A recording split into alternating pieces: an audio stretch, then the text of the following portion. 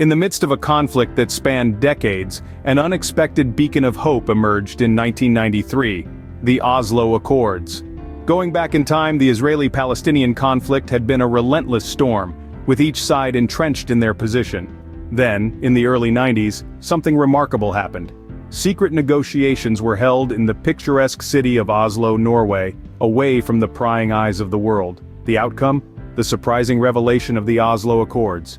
These accords were a blueprint for peace, a roadmap to end the long-standing battle.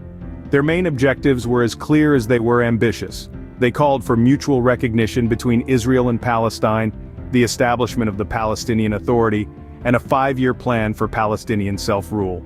It was a moment of optimism, a glimmer of a future where peace could be more than just a distant dream. But as the ink dried on this historic agreement, its future was far from certain. As the years rolled on, the promise of the Oslo Accords began to unravel. The hope and optimism that once permeated the air in '93 began to dissipate, replaced by a palpable sense of disillusionment and disappointment. One of the most significant blows to the Accords was the assassination of Yitzhak Rabin, the Israeli prime minister who played a crucial role in its formation. His death marked a turning point, signaling the end of an era of potential reconciliation and the beginning of a prolonged period of tension and unrest. The Accords, while revolutionary in their initial conception, were met with an onslaught of criticism, and not without reason. The agreement aimed to divide the West Bank into different areas of control, a move that only served to further complicate and exacerbate the already tumultuous relationship between Israel and Palestine. The expansion of Israeli settlements in the West Bank was another nail in the coffin for the Oslo Accords. This development was seen as an act of aggression by many Palestinians, and was perceived as a clear violation of the spirit of the agreement. But perhaps the most glaring failure of the Accords was the inability to reach a final treaty within the planned 5 years. This unfulfilled promise left a bitter taste in the mouths of both Israelis and Palestinians, fostering a sense of betrayal and mistrust that lingers to this day. The Oslo Accords, which were once hailed as a beacon of hope for peace, have now become a symbol of the region's failed attempts at reconciliation.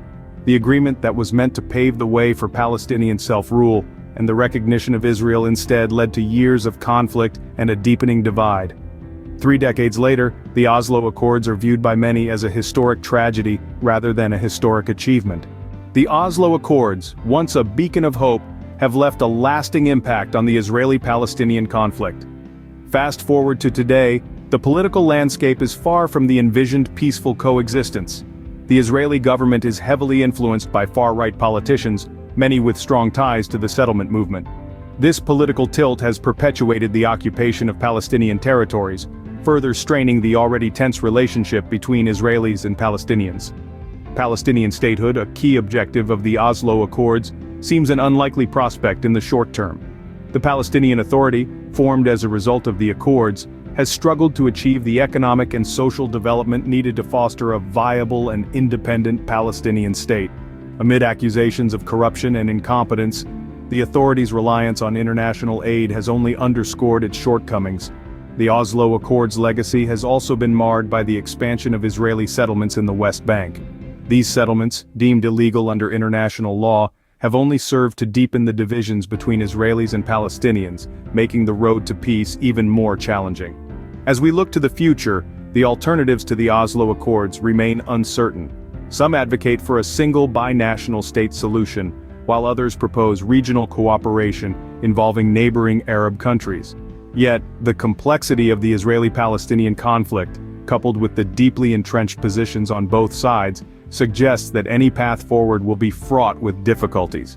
In the midst of this uncertainty, one thing remains clear. The Oslo Accords, despite their shortcomings, have indelibly shaped the course of the Israeli-Palestinian conflict. The Accords serve as a stark reminder of the challenges inherent in peace negotiations and the importance of genuine commitment to the process. The Oslo Accords, a momentous event in history, continue to shape the geopolitics of the region, reminding us that the road to peace is often fraught with obstacles.